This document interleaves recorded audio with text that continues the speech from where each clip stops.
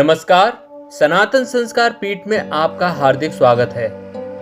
भारत में जितनी भी आत्मा से परमात्मा का मिलन कराने वाली साधना पद्धतियां हैं, उनमें से सबसे प्राचीनतम एवं थोड़े ही प्रयासों द्वारा सफलता प्राप्त कराने वाली योग विद्या स्वर योग है। भारत के अंधकार युग मध्यकाल में हमारे बहुत सारे योग लुप्त हो गए। उनमें से एक शक्तिशाली विद्या स्वर योग भी है, जिसका इस युग में भी अच्छी तरह प्रचार प्रसार नहीं हो सका है। स्वर योग से आश्चर्यजनक सिद्धियां प्राप्त की जा सकती हैं। इसके द्वारा सामान्य जन भी अपने कार्यों में सफलता प्राप्त कर सकते हैं। अतीन्द्रिय क्षमता, भविष्य ज्ञान एवं अभीष्ट कार्यों में सिद्धि इस योग के ज्ञान से सहज ही संभव है। इस योग का आदि ग्रंथ शिव स्वरोदय है। अनादि काल में देवादिदेव महादेव से श्री माता पार्वती ने इस योग के संबंध में जिज्ञासा प्रकट की थी, जिसका वर्णन भगवान भोलेनाथ ने जिस प्रकार किया, उसको हमारे ऋषि मुनियों ने इस पुस्तक में संजोकर रखा है। विश्व के जितने भी स्वर योगी हैं, वह इसी पुस्तक से साधना कर सिद्धियां और ज्ञान प्राप्त करते हैं। स्वर योग का ज्ञान रखने वाले हर साधक को इस पुस्तक को कई बार अवश्य पढ़ना चाहिए। ऑडियो बुक के रूप में आप सहजता से इस पुस्तक का स्वाध्याय इस चैनल पर कर सकते हैं। श्री गणेशाय नमः। आइए शुरू करते हैं स्वर योग का प्राचीनतम ग्रंथ शिव स्वरोदय। ओम नमः शिवाय। महेश्वरम नमस्कृत्य शैलजां गणनायकम गुरुम च परमात्मनं भजे संसार तारणम।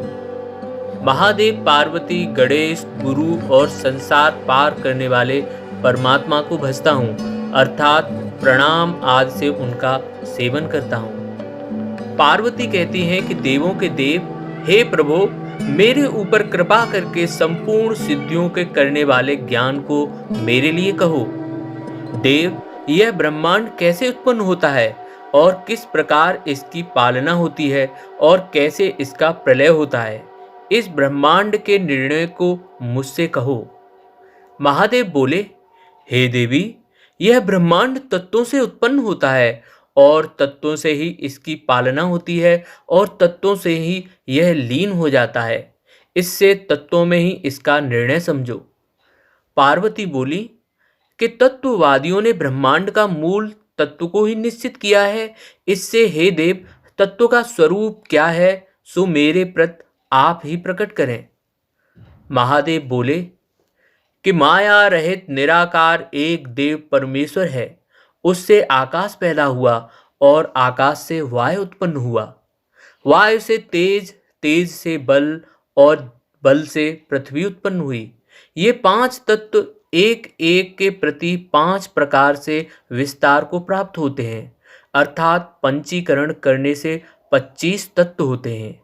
इनसे ब्रह्मांड उत्पन्न होता है और इन्हीं से ब्रह्मांड की पालना होती है और इन्हीं में लीन होकर फिर सूक्ष्म रूप से बना रहता है। हे सुंदरी, 5 तत्वों से पैदा हुए देह में ये 5 तत्व सूक्ष्म रूप से वर्तते हैं। उनकी तत्वों के ज्ञाता योगी जन जानते हैं। अब शरीर के लिए स्थित स्वरों की उत्पत्ति है, जिससे ऐसे जो आकार आदि स्वर उनको कहता हूँ, जिनके ज्ञान से हंसाचार रूप से भूत, भविष्यत, वर्तमान तीनों कालों का ज्ञान होता है। यह स्वरोदय ज्ञान जितना गोप एवं छुपी हुई वस्तु है, उसमें गुप्त सार यह स्वरों का ज्ञान है और सब ज्ञानों का यह शिरोमणि है। यह स्वरोदय ज्ञान भली प्रकार जानने योग्य और प्रतीति को करता है।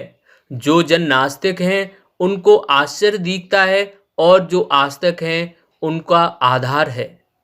शांत स्वभाव, शुद्ध, उत्तम, आचरणशील, गुरु की भक्ति में जिसका मन और दृढ़ चित्त हो और जो अपने ऊपर किए उपकारों का ज्ञाता हो, ऐसे शिष्य को ही स्वरोदय देना चाहिए। जो दुष्ट, दुर्जन, क्रोधी, नास्तिक, गुर स्त्रीगामी, अधीर और दुराचारी हो, उसको स्वर का ज्ञान न दें। हे देवी, तू मेरे कहे हुए देह में स्थित उत्तम ज्ञान को सुन, जिसके ज्ञान मात्र से ही व्यक्ति सर्वज्ञ हो जाता है। संपूर्ण वेद शास्त्र और उत्तम गांधर्व अर्थात गान विद्या और संपूर्ण त्रिलोकी ये सब स्वर में ही हैं और स्वर ही आत्मस्वरूप है। स्वर के ज्ञान से हीन ज्योतिषी और स्वामी से हीन घर, शास्त्र से हीन मुख और सिर से हीन देह शोभित नहीं होते।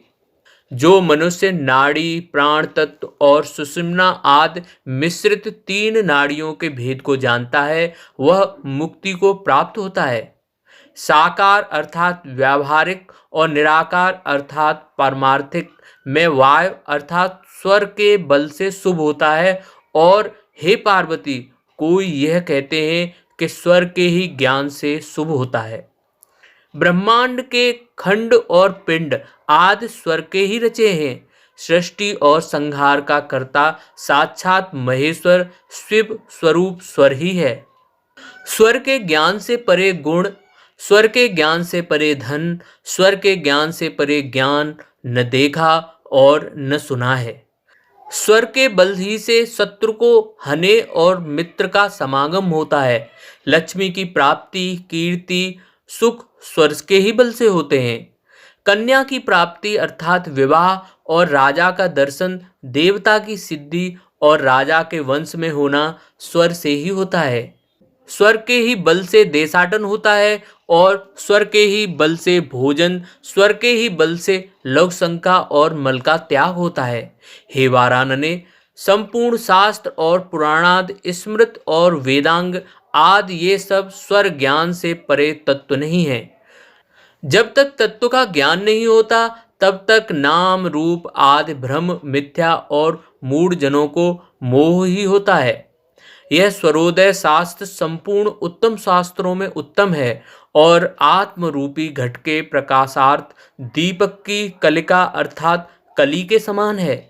यह स्वरोदय प्रश्न करने से जिस किसी को नहीं कहना, किंतु अपने लिए ही देह में अपनी बुद्धि से स्वयं जानना। इस स्वरोदय में तिथि, नक्षत्र, वार, ग्रह, देवता, भद्रा, व्यतिपात, व्यघृत आदि का दोष नहीं है। हे देवी, इसमें कोई कुयोग नहीं है और न कभी होगा। जब स्वर का शुद्ध बल प्राप्त हो तब संपूर्ण फल शुभ ही होता है। देह के मध्य में अनेक रूप और विस्तार वाली बहुत सी नाड़ी स्थित हैं। वे सब अपने देह के ज्ञानार्थ विद्वानों को जानना चाहिए। नाभ स्थान के कंद से ऊपर अंकुर के समान निकली हैं और देह के मध्य में 72,000 नाड़ी स्थित है। नाड़ी में स्थित और सर्प के समान होती हुई कुंडलिनी शक्ति है। उसके ऊपर को गई हुई 10 नाड़ियां हैं और 10 ही नीचे को गई हैं। 2-2 नाड़ी तिरछी गई हैं और 24 नाड़ी, उसमें 10 नाड़ी प्रधान है और 10 वायु के प्रवाह को करती है। तिरछी ऊपर और नीचे स्थित वायु और देह के आश्रित सब नाड़ी देह में चक्र के समान स्थित हैं और सब प्राण के अधीन हैं। उन नाड़ियों में 10 नाड़ी श्रेष्ठ हैं और उन 10 में ये 3 उत्तम हैं, इड़ा, पिंगला और तीसरी सुषुम्ना। गांधारी, हस्तजिह्वा, पूषा, यशस्विनी, अलबुसा, कुहू और 10वीं शंखनी जाननी चाहिए। इड़ा नाड़ी वाम भाग में, पिंगला दक्षिण भाग में और सुषुम्ना मध्य देश में और गांधारी वाम नेत्र में जाननी चाहिए। दक्षिण नेत्र में हस्तजिह्वा और दक्षिण कर्ण में पूषा, वाम कर्ण में यशस्विनी और मुख में अलम्बुसा जाननी चाहिए। लिंग देश में कुहू और गुदा स्थान में शंखनी जानो। इस प्रकार शरीर के 10 द्वारों में 10 नाड़ी टिकती हैं।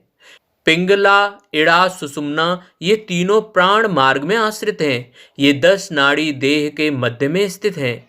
नाड़ियों के आश्रय जो वायु है, उनके जो नाम हैं उन्हें कहता हूँ। प्राण, अपान, समान, उदान और व्यान। नाग, कूर्म, कूकल, देवदत्त तथा धनंजय और प्राणवायु हृदय में और अपान वायु गुदा मंडल में सदैव बसती है। समान नाभिदेश में, कंठ के मध्य में उदान और सब शरीर में व्यापी व्यान वायु होती है। ये 10 वायु प्रधान हैं। 5 प्राण आदि और 5 नाग आदि हैं। उन नाग आदि पांचों को भी मैं स्थान कहता हूँ।